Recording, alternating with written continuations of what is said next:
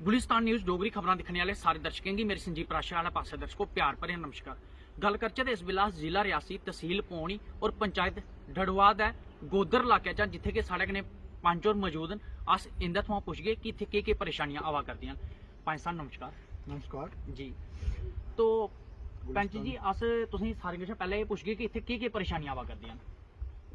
मैं राजकुमार पंच गढ़वा पंचायत के पंच हूँ जी, और मैं बताना चाहता हूँ कि परेशानी है तो परेशानी के ऊपर परेशानी है जी, मतलब एक होता ना आपकी जिंदगी एक हल हो तो दूसरी, जहाँ पे परेशानी ही परेशानी है, कोई हल का कोई नतीजा नहीं। जी, पहले तो यहाँ पे रोड की बहुत ज्यादा परेशानी है कि रोड बिल्कुल ही नहीं है। जी, करोड़ों रुपए यहाँ पे आए हैं मगर लग नहीं पाए हैं एडमिनिस्ट्रेशन की नाकामी से। जी, टेंडर भी हुए हैं मगर एडमिनिस्ट्रेशन की नाकामी से ना लग पाए। जी, दूसरा, जहाँ पे जो स्कूल है 50+ बच्चे हैं, 4 टीचर हैं, तो हम एजुकेशन के पास जाते हैं तो वो तो बोल देते हैं जी 30 बच्चों पे 1 टीचर है। जी, तो मेरा एक उनसे क्वेश्चन है और मैं वाइफेस भी पूछा था कि मेरा क्वेश्चन है सिर्फ वहाँ ही रूल है जहाँ पे रोडें नहीं है, जहाँ ये रूल आपके 30 बच्चे वाला रोड साइड भी है। मैं आपको मेरे साथ चलिए, एडमिनिस्ट्रेशन को बोलता हूँ, एजुकेशन सीईओ को भी बोलता हूँ, हमको भी बुला लीजिए एक बार, हम बताते हैं आपको कौन कौन से स्कूल हैं जहाँ 30 बच्चे हैं, 5 टीचर हैं, 6 टीचर हैं, यानी कि 5 बच्चों पे 1 टीचर है।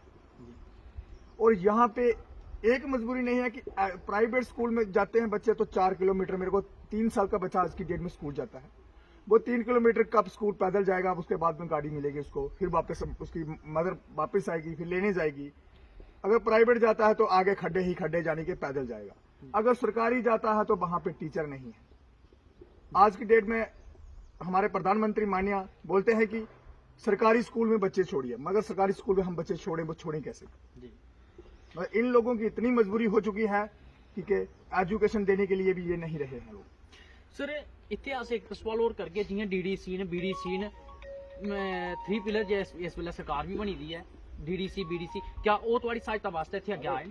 डीडीसी मैडम साढ़े कन्नै हर बार हर साथ दिंदे न, और बीडीसी साढ़े अपने गै भरा न, मगर बीडीसी बनने दे बाद बिच असेंगी ओह् नहीं असेंगी इस एरिया बिच लब्भे ते ना साढ़े कन्नै उंदा साथ होया।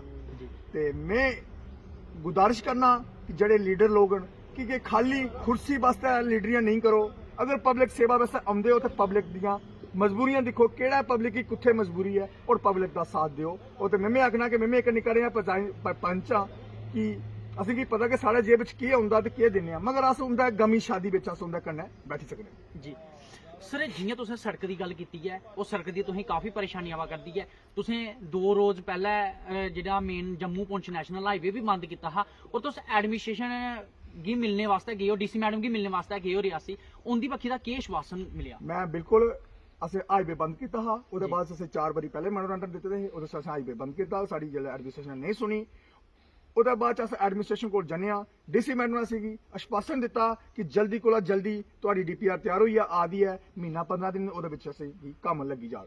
ओह्दे बिच अस भी असें इक्कै गल्ल आखी कि डीसी मैडम असें एडमिनिस्ट्रेशन ने गै कम्म करना ते एडमिनिस्ट्रेशन दा अस नाल आं, मगर एडमिनिस्ट्रेशन ने भी कुछ गल्लां जेह्ड़ियां सारियां सुननियां पौनियां। अगर एडमिनिस्ट्रेशन मतलब कि महीना 2 महीने अंदर कम्म लाउदी है तो ठीक है, ते नहीं ते साढ़े कोल उ'ऐ रस्ते न, उ'ऐ हाईवे न, उ'ऐ पब्लिक है कि बार बार आखोगे एक कुसै दे दरवाजे ठोरगन। उस दिन भी इत्थे मतलब अगर गड्डियां स्पैशल करियै गे इन लोकें कोल इन्ने पैसे नहीं है, तो मैं भी इन्हें लोकें गी इन्ना मजबूर नहीं करी सकदा कि तुस अपना घर दा नुकसान करो, ओह्दे बाद गड्डियां स्पैशल करियै ते तुस एडमिनिस्ट्रेशन कोल पुज्जो। एडमिनिस्ट्रेशन कोल अगर एडमिनिस्ट्रेशन किन्ने 3 स्टार बनाया तो पब्लिक की जाने की जरूरत नहीं है कि जेह्ड़े 3 स्टार बना हुआ है, ये पंच सरपंच डीडीसी बीडीसी अगर ये सुनवाई लेके जाते हैं तो ये अपने घरों के लिए नहीं जाते हैं, ये पब्लिक के लिए ही जाते हैं। और पंच सरपंचों की सुननी भी चाहिए एडमिनिस्ट्रेशन ने। अगर एडमिनिस्ट्रेशन, मैं गुजारिश करता हूं, अपील करता हूं कि एडमिनिस्ट्रेशन को कि इस रोड के बारे में जल्दी से जल्दी काम लगाएं कि आगे के लिए ऐसी आफत हमें ना आए और लोगों की मजबूरी देखिए कि ऐसी आफत ना आए कि हम दोबारा पब्लिक को रोड पे आना पड़े। सर अगर तुहाड़ी ये जेह्ड़ी जियां तुस इत्थूं गए हो सड़क दी मांग लेई है डीसी मैडम हुंदे कोल, अगर एह् तुहाड़ी जल्द पूरी नहीं हुंदी ते ओह्दे बाद तुस केह् कारवाई करगे अग्गे? अगर एडमिनिस्ट्रेशन ने डीसी मैडम ने असेंगी महीना आख्या ते असें उस महीने ते कसम नहीं खानी, असें 15 दिन और देने, 1.5 महीना होई गेआ, 2 महीने होई गे, अगर 2 महीने के बाद भी कम नहीं लगता तो साढ़े को उगे हाईवे बंद करने का प्रपोजल है। उसके बाद मिगी सनाओ अस लोग कुत्थे जाई सकने हैं?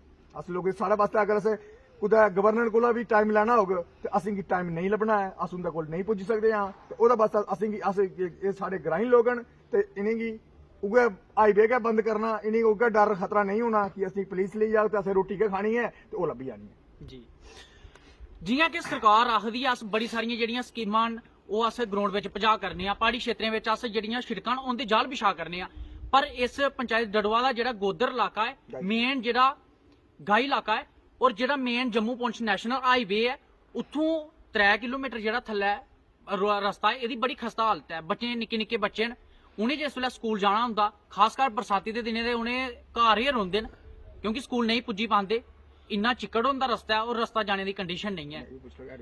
और एडमिनिस्ट्रेशन अग्गे भी साढ़ी एक अपील रहो कि इंदी जेहड़ी लोकें दी मांग है अगर इन्हें 25 किलोमीटर सफर तय करियै एह् पौनी जंदे न और अगर एह् बिच्चें जियां रस्ता इधर 4 किलोमीटर बनदा है डडवा पुज्जने गी तो इंदा बनना इधरें रस्ता जेहड़ा शिड़क है ओह् बननी चाहिदी है। मिगी ते मेरे कैमरामैन गी दियो इजाजत। नमस्कार, दिखदे रवो गुलिस्तान न्यूज़ डोगरी।